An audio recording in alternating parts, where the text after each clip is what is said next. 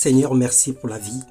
Durant ce temps de crise mondiale, ce temps de difficultés intenses, ce temps où le monde est dans l'incertitude, dans le doute, ce temps où les choses ne se passent pas comme on aurait voulu que ça se passe, nous venons ce matin pour te dire merci parce que nous savons que plusieurs sont morts et d'autres encore sont dans l'impasse entre la vie et la mort. En cette journée, plusieurs sont en larmes. Malgré tout, nous venons te dire merci. Reconnaître ta sainteté, reconnaître ta seigneurie, reconnaître ton autorité et ta présence manifeste dans nos vies. Que toute la gloire te revienne dans le nom de Jésus-Christ. Bonjour bien-aimés, bonjour mon frère, bonjour ma soeur, bonne nouvelle semaine, que le Seigneur vous bénisse. Ce matin, nous allons partager la parole de Dieu comme tous les matins et le thème de notre méditation ce jour, la puissance de l'action de grâce. Jean 11, le verset 41, la Bible déclare « Ils ôtèrent la pierre et Jésus, levant les yeux en haut, dit « Père, je te rends grâce de ce que tu m'as exaucé. » Alors cette parole de Jésus précède la résurrection de Lazare. Lorsque Jésus s'est présenté devant la tombe, il a commencé par rendre grâce à Dieu en toutes choses et en toutes circonstances. Il a commencé à bénir le Père parce qu'il savait que le Père l'exauçait toujours. Alors même si nous n'avons pas de résultat, même si nous n'avons pas encore vu la main de Dieu, même si nous n'avons pas encore connu de victoire, nous rendons grâce à Dieu pour activer cette victoire. L'expression action de grâce vient du mot hébreu shalom, qui signifie offrande de paix, sacrifice volontaire de remerciement. L'action de grâce est un acte de reconnaissance envers Dieu, venant d'un cœur et exprimé avec les paroles ou des actes de reconnaissance. C'est aussi une recommandation du Seigneur. Il nous encourage à rendre grâce pour toute situation, bonne comme mauvaise.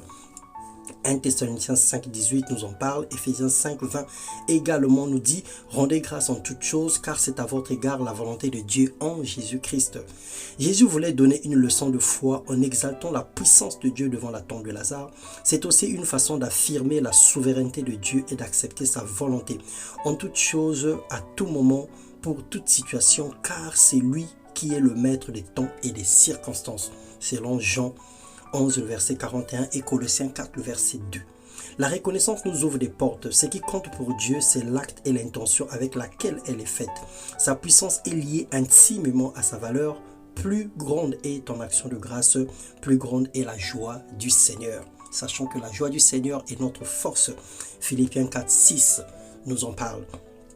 Romains 1, le verset 18 au verset 21, la Bible déclare que la colère de Dieu se révèle contre toute impiété, puisque ayant connu Dieu, ils ne lui ont point rendu grâce.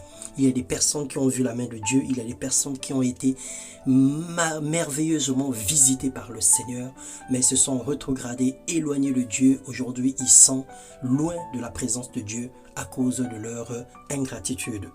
Dieu est indigné et manifeste sa colère contre certaines personnes à cause de leur manque de reconnaissance.